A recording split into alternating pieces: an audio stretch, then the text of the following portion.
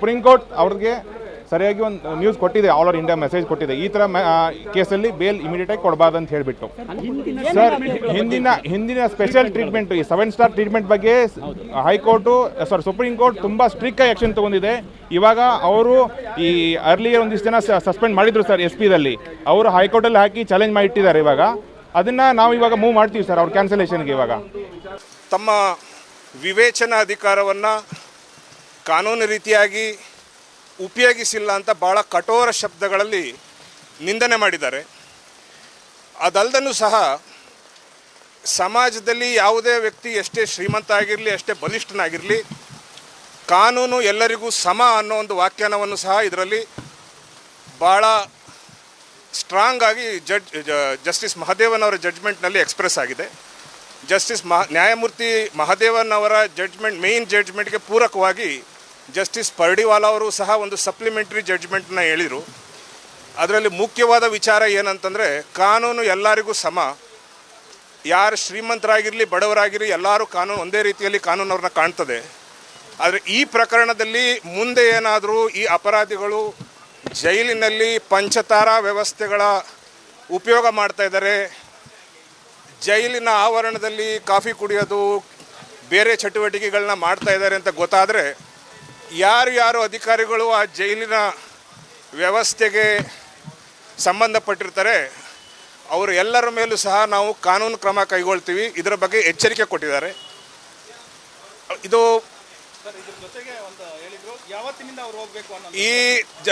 ಈ ತೀರ್ಪಿನ ಪ್ರಕಾರ ತತ್ಕ್ಷಣದಿಂದ ಈ 7 ಜನ ಅಪರಾಧಿಗಳ ಜಾಮೀನಿನ ವಿರುದ್ಧ ನಾವೇನು ಸುಪ್ರೀಂ ಕೋರ್ಟ್ಗೆ ಬಂದಿದ್ದೀವಿ ಅವ್ರನ್ನ ಬಂಧನಕ್ಕೆ ಒಳಪಡಿಸಬೇಕು ಅಂತ ಆದೇಶ ಮಾಡಿದ್ದಾರೆ. ಸರ್, ಈಗ ಆರೋಪಿಗಳ ಮುಂದೆ ಒಂದು ಆಪ್ಷನ್ ಇದೆಯಾ? ಈಗ ಇಮಿಡಿಯೇಟ್ ಎಫೆಕ್ಟ್ ನೀವು ಅರೆಸ್ಟ್ ಆಗಬೇಕು. ಇವತ್ತಿನ ದಿನದ ಜಡ್ಜ್ಮೆಂಟ್ ತೀರ್ಪಿನ ಪ್ರಕಾರ ಆ ರೀತಿ ಯಾವ ಅವಕಾಶನೂ ಕೊಟ್ಟಿಲ್ಲ. ನಮ್ಮ ಅಧಿಕಾರಿಗಳಿಗೆ ಆದೇಶ ಕೊಟ್ಟಿದ್ದಾರೆ, ತತ್ಕ್ಷಣದಿಂದ ಇವ್ರನ್ನ ವಶಕ್ಕೆ ತೆಗೆದುಕೊಳ್ಳಿ ಅಂತ. ಇನ್ನೊಂದು ಅಬ್ಸರ್ವೇಷನ್ ಇದೆ, ಈ ಜೈಲು ಅಧಿಕಾರಿಗಳು ಈ ರೀತಿ ಐಷಾರಾಮಿ ನೀಡಿದ್ದಾರೆ ವ್ಯವಸ್ಥೆಗಳನ್ನು. ಜೈಲಧಿಕಾರಿಗೆ ಸಂಬಂಧಪಟ್ಟಾಗ ಏನಾದರೂ ಹೇಳಿದೆ? ಈ ಪ್ರಕರಣದಲ್ಲಿ ಏನಾಗಿತ್ತು, ನಾವು ಇವರು ಜೈಲಿನಲ್ಲಿದ್ದಾಗ ಇವರ ನಡವಳಿಕೆ ಹೆಂಗಿತ್ತು ಹಾಗೂ ಜೈಲಿನಿಂದ ಬಂದ ಮೇಲೆ ಹೆಂಗೆ ಇವ್ರ ನಡವಳಿಕೆ ಏನಿತ್ತು ಅಂತ ನಾವು ಸರ್ಕಾರದ ಪರವಾಗಿ ದಾಖಲೆಗಳನ್ನ ಕೋರ್ಟಿಗೆ ಸಲ್ಲಿಸಿದ್ವಿ. ಅದರಲ್ಲಿ ಜೈಲಿನಲ್ಲಿ ಇವರ ಮೇಲೆ 2 ಕೇಸ್ ರಿಜಿಸ್ಟರ್ ಆಗಿತ್ತು. ಈ ಮುಖ್ಯ ಆರೋಪಿ ಏನಿದ್ದಾರೆ ಅವರ ವಿರುದ್ಧ ಜೈಲಿನಲ್ಲಿ ಹಲವು ಕೈದಿಗಳ ಜೊತೆ ಇವರು ಚಹಾ ಕುಡಿಯೋದು, ಸಿಗರೇಟ್ ಸೇದೋದು, ಫೋನ್ನಲ್ಲಿ ಮಾತಾಡೋದು, ಇದ್ರ ಬಗ್ಗೆ ಎಲ್ಲ ತನಿಖೆ ಆಗಿದೆ. ಅಧಿಕಾರಿಗಳ ಮೇಲೂ ಸಹ ನಾವು ಕ್ರಮ ಕೈಗೊಂಡಿದ್ದೀವಿ. ಮತ್ತು ಇವರು ಜೈಲಿನಿಂದ ಹೊರಗೆ ಬಂದ ಮೇಲೂ ಸಹ ಇವ್ರ ನಡವಳಿಕೆ ಏನಿತ್ತು ಅಂತ ಅದು ಸಂಪೂರ್ಣವಾಗಿ ನಾವು ನ್ಯಾಯಾಲಯಕ್ಕೆ ಮನದಟ್ಟು ಮಾಡಿಕೊಟ್ಟಿದ್ವಿ. ಆ ಹಿನ್ನೆಲೆಯಲ್ಲಿ ಇವತ್ತು ಸುಪ್ರೀಂ ಕೋರ್ಟ್ ತೀರ್ಪಿನಲ್ಲಿ ಸರ್ಕಾರಕ್ಕೆ ಮತ್ತು ಜೈಲು ಅಧಿಕಾರಿಗಳಿಗೆ ಒಂದು ಎಚ್ಚರಿಕೆಯನ್ನು ಕೊಟ್ಟಿದ್ದಾರೆ. ಆದರೆ ಅದನ್ನು ತಿಳಿಸೋದಕ್ಕೆ ನಿಮಗೂ ಕೂಡ ಹೌದು, ಈ ನಮ್ಮ ಏನು ವಕೀಲರ ತಂಡ ಇತ್ತು, ನಮ್ಮ ಸಿದ್ಧಾರ್ಥ್ ಲೂಥ್ರಾ ಅವರ ನೇತೃತ್ವದಲ್ಲಿ ಮತ್ತು ನಮ್ಮ ಸನ್ಮಾನ್ಯ ಅಡ್ವೊಕೇಟ್ ಜನರಲ್ ಆದಂಥ ಶಶಿಕಿರಣ್ ಶೆಟ್ಟಿ ಅವರ ನೇತೃತ್ವದಲ್ಲಿ ನಮಗೆ ಈ ವಿಚಾರದ ಬಗ್ಗೆ ಅಧಿಕಾರಿಗಳಿಗೆ ತಿಳಿಸಿ ಮುನ್ನೆಚ್ಚರಿಕೆ ಕೊಡಿ ಅಂತ ಹೇಳಿದ್ದಾರೆ. ಮತ್ತು ಈ ಪ್ರಕರಣದ ಇನ್ನೊಂದು ಈ ವಾದ ವಿವಾದಗಳನ್ನು ಕೇಳಿ ತೀರ್ಪನ್ನು ಕಾಯ್ದಿರಿಸುವ ಸಮಯದಲ್ಲಿ ನ್ಯಾಯಾಧೀಶರು ಒಂದು ವ್ಯಾಖ್ಯಾನ ಮಾಡಿದರು. ಅದೇನೆಂದರೆ, ಹೈಕೋರ್ಟ್ ಮಾಡಿದಂಥ ತಪ್ಪನ್ನು ನಾವು ಮಾಡೋದಿಲ್ಲ ಅಂತ. ಅದಕ್ಕನುಸಾರವಾಗಿ ಇಂದು ಭಾಳ ವಿಸ್ತಾರವಾಗಿ ಈ ಪ್ರಕರಣದ ಬಗ್ಗೆ ಸರ್ಕಾರ ಸಲ್ಲಿಸಿದಂಥ ದಾಖಲೆಗಳನ್ನೆಲ್ಲ ವಿಮರ್ಶೆ ಮಾಡಿ ಅಧ್ಯಯನ ಮಾಡಿ ಭಾಳ ಮಹತ್ವವಾದ ತೀರ್ಪನ್ನು ನೀಡಿದ್ದಾರೆ.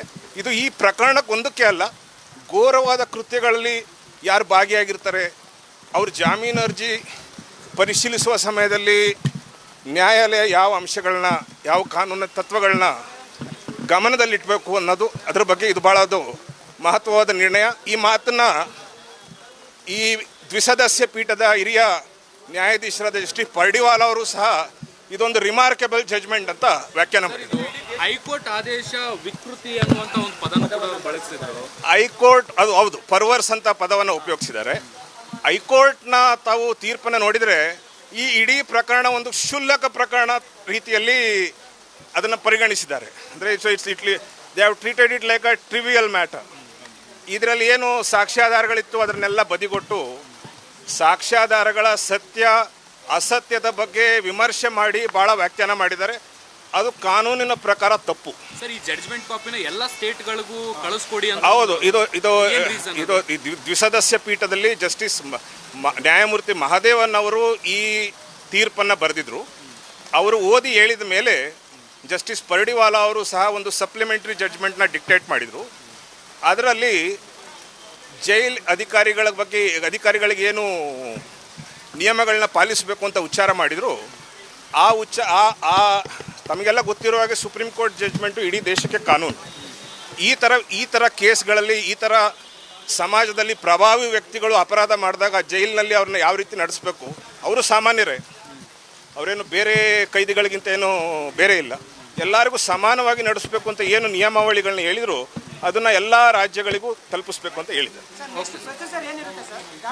ನೆಕ್ಸ್ಟ್ ಪ್ರೊಸೀಜರು ನಮ್ಮ ಅಧಿಕಾರಿಗಳ ಜೊತೆ ಸಮಾಲೋಚನೆ ಮಾಡ್ತೀವಿ. ಇವರು 7 ಜನ ಎಲ್ಲೆಲ್ಲಿದ್ದಾರೆ ಏನು ಅಂತ ವಿಚಾರ ಮಾಡಿ ಅವ್ರನ್ನ ವಶಕ್ಕೆ ತೆಗೆದುಕೊಳ್ಳುವ ಕ್ರಮಗಳು. ನ್ಯಾಯಾಲಯದ ತೀರ್ಪಿನ ಪ್ರಕಾರ ನಾವು ಫೋರ್ತ್ವಿತ್ ಇವ್ರನ್ನ ಕಸ್ಟಡಿಗೆ ತಗೋಬೇಕು. ಇನ್ ಕೇಸ್ ಸಮ್ವೇರ್ ಇವ್ರಿಗೆ 1 ವಾರ 10 ದಿನ ಟೈಮ್ ತಗೊಳಕ್ಕೆ ಏನಾದ್ರು ಅವಕಾಶ ಸಿಗುತ್ತಾ? ಅದು ಅವರು ಸುಪ್ರೀಂ ಕೋರ್ಟ್ನ ಮೊರೆ ಹೋಗ್ಬೇಕಾಗ್ತದೆ. ಆ ಥರ ಏನಾದ್ರು ಸಮಯ ಬೇಕು ಅಂತಂದರೆ ಅವರ ಪರವಾದ ವಕೀಲರು ಯಾರು ಸಹ ಇವತ್ತು ನಮಗೆ ಸಮಯ ಕೊಡಿ ಅಂತ ಏನು ವಿನಂತಿ ಮಾಡಲಿಲ್ಲ ಕೋರ್ಟ್ಗೆ. ಸೊ ಹಂಗಾಗಿ ಇಮಿಡಿಯೇಟ್ ಹೌದು.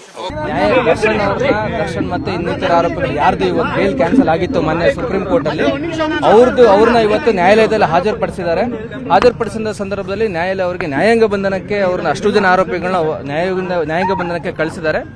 ವಿಶೇಷವಾಗಿ ದರ್ಶನ್ ಅವ್ರ ಪರವಾಗಿ ನಾವು ಆ ಒಂದು ಮನವಿಯನ್ನ ಮಾಡ್ಕೊಂಡಿದೀವಿ. ಸೊ ದರ್ಶನ್ ಅವ್ರನ್ನ ಯಾವ್ದಾದ್ರು ಬೇರೆ ಜೈಲಿಗೆ ಸ್ಥಳಾಂತರ ಮಾಡುವಂತ ಸಂದರ್ಭದಲ್ಲಿ ಯಾವ್ದಾದ್ರು ಆದೇಶಗಳು ಜೈಲ್ ಅಥಾರಿಟೀಸ್ಗಳು ಮಾಡಿದ್ರೆ ಸೊ ಅದಕ್ಕೆ ನಮಗೆ ನಮ್ಮ ಅಬ್ಜೆಕ್ಷನ್ಸ್ಗೆ ಅವಕಾಶ ಕೊಡಬೇಕಾಗುತ್ತೆ. ಆಮೇಲೆ ನಾವು ಯಾವುದೇ ಕಾರಣಕ್ಕೂ ಅವ್ರನ್ನ ಬೇರೆ ಜೈಲಿಗೆ ಸ್ಥಳಾಂತರ ಮಾಡಬೇಡಿ ಅಂತ ನಾವು ಮನವಿ ಮಾಡ್ಕೊಂಡಿದ್ದೀವಿ ನ್ಯಾಯಾಲಯಕ್ಕೆ. ಯಾಕೆ ಅಂತ ಅಂದ್ರೆ ಈ ಪ್ರಕರಣದ ವಿಚಾರಣೆ ಬೆಂಗಳೂರಲ್ಲೇ ನಡೆಯೋದ್ರಿಂದ ಸೊ ನ್ಯಾಯಾಲಯದಲ್ಲಿ ಅವ್ರದ್ದು ಫಿಸಿಕಲ್ ಹಾಜರಾತಿ ಅಂದ್ರೆ ಕಡ್ಡಾಯ ಹಾಜರಾತಿ ಕಡ್ಡಾಯವಾಗಿದೆ. ಅವರು ಫಿಸಿಕಲ್ ಬರಬೇಕಾಗಿರೋದು. ಆಮೇಲೆ ನಾವು ವಕೀಲರು ಅವ್ರ ಹತ್ರ ದರ್ಶನ್ ಅವ್ರ ಹತ್ರ ಪ್ರಕರಣಕ್ಕೆ ಸಂಬಂಧಪಟ್ಟಂತ ಒಂದಷ್ಟು ಮಾಹಿತಿಗಳನ್ನ ತಗೋಬೇಕಾಗುತ್ತೆ. ನಾವು ಅವ್ರನ್ನ ಬೇರೆ ಜೈಲಿಗೆ ಸ್ಥಳಾಂತರ ಮಾಡಿದಂತ ಸಂದರ್ಭದಲ್ಲಿ ನಾವು ಅಲ್ಲಿ ಹೋಗಿ ಅವರಿಂದ ಯಾವುದೇ ಮಾಹಿತಿಗಳು ಪಡ್ಕೊಂಡ್ ಬರಕ್ಕೆ ಕಷ್ಟ ಆಗುತ್ತೆ ಅನ್ನೋದನ್ನ ನ್ಯಾಯಾಲಯಕ್ಕೆ ಮನವರಿಕೆ ಮಾಡಿಕೊಟ್ಟಿದ್ದೀವಿ. ಆಮೇಲೆ ಅದ್ರ ಪ್ರಕಾರ ನಾವು ಒಂದು ಅರ್ಜಿನೂ ಸಹ ನ್ಯಾಯಾಲಯಕ್ಕೆ ಹಾಕಿದೀವಿ. ಅದು ಸಾಹೇಬರು ನಾವು ಆದೇಶನ ಪ್ರಕಟಿಸ್ತೀನಿ ಅಂತ ಹೇಳಿದ್ದಾರೆ. ರಿವ್ಯೂ ಹೋಗಕ್ಕೆ ಅವಕಾಶ ಇದೆ, ಬಟ್ ನಮ್ಮ ಆ ಥರದ್ದು ಯಾವುದು ಚರ್ಚೆ ಕೂಡ ನಡೆದಿಲ್ಲ. ನಾವು ಅದನ್ನ ಮುಂದಿನ ದಿನಗಳು ತೀರ್ಮಾನ ತಗೊಳ್ಳೋರಿದ್ದೀವಿ ಸರ್. ಈ ಬಾರಿ ಏನ್ ಸಲಹೆ ಕೊಟ್ಟಿದ್ದಾರೆ? ಕಳೆದ ಬಾರಿ ಕೆಲವೊಂದು ಫೋಟೋ ಗಿಟೋ ಲೀಕ್ ಆಗಿತ್ತು, ಈ ತರ ಅದೇ ತರ ಆದ್ರೆ ನೀವೇ ಸಲಹೆ ಕೊಟ್ಟಿದ್ದೀರಾ ದರ್ಶನ್? ಆ ವಿಚಾರದಲ್ಲಿ ನಾವ್ಯಾವುದು ಸಲಹೆ ಕೊಟ್ಟಿಲ್ಲ ಸರ್. ಅವ್ರು ಹುಷಾರಾಗಿ ಅವ್ರು ಯಾವ ರೀತಿ ಇರಬೇಕು ಅದನ್ನ ಇರ್ತಾರೆ ಸರ್ ದರ್ಶನ್ ಅವರು. ಎಲ್ಲ ಆರೋಪಿಗಳು ಪರಪ್ನಗರಕ್ಕೆ ಶಿಫ್ಟ್ ಆಗಿದೆ. ಹೌದು, ಇವಾಗ ಜಡ್ಜ್ ಸಾಹೇಬ್ರು ಆರ್ಡರ್ ಮಾಡಿರೋದು ಪರಪ್ನಗರಕ್ಕೆ ಅಂತಾನೆ ಆರ್ಡರ್ ಮಾಡಿರೋದು. ಸೊ ಎಲ್ರಿಗೂ ಅಲ್ಲೇನೆ ಕಳಿಸಿದ್ದಾರೆ ಸರ್. 23ವರೆಗೂ ಸಹ ನ್ಯಾಯಾಂಗ ಬಂದಲ್ಲಿ ಇರಿ ಅಂತ ಹೇಳಿ ಆದೇಶ ಮಾಡಿದ್ದಾರೆ. ಬೇರೆ ಜೈಲಿಗೆ ಶಿಫ್ಟ್ ಆಗೋದಕ್ಕೆ ಏನಾದ್ರು ಆರ್ಡರ್ ಮಾಡಬಹುದು? ಇಲ್ಲ, ಅದು ಬೇರೆ ಜೈಲಿಗೆ ಶಿಫ್ಟ್ ಮಾಡುವಂತ ಆದೇಶ ಜೈಲ್ ಅಥಾರಿಟೀಸ್ ಅವರು ಮಾಡ್ತಾರೆ. ಬಟ್ ಈ ಕೋರ್ಟ್ ನ ಪರ್ಮಿಷನ್ ಇಲ್ಲದೆ, ಅಂದ್ರೆ ಇದು ಕೋರ್ಟ್ ಪರ್ಮಿಷನ್, ಕೋರ್ಟ್ ಕಸ್ಟಡಿನಲ್ಲಿ ಇರೋದೇ ಅವರು. ಪೊಲೀಸರ ಕಸ್ಟಡಿಲಾಗ್ಲಿ ಅಥವಾ ಜೈಲ್ ಅಥಾರಿಟೀಸ್ನವ್ರ ಕಸ್ಟಡಿಲಿ ಇಲ್ಲ ಆರೋಪಿಗಳು, ಕೋರ್ಟ್ ನ ಕಸ್ಟಡಿಲಿ ಇರೋದ್ರಿಂದ ಅವ್ರು ಯಾವುದೇ ರೀತಿ ಆದೇಶ ಮಾಡಂಗಿದ್ರು, ಯಾವುದೇ ತೀರ್ಮಾನ ಜೈಲ್ ಅಥಾರಿಟೀಸ್ನವ್ರು ತಗೊಳಂಗಿದ್ರು ಅದು ನ್ಯಾಯಾಲಯದ ಅನುಮತಿನ ತಗೊಂಡು ಅವ್ರು ಮಾಡ್ಬೇಕಾಗುತ್ತೆ ಸರ್.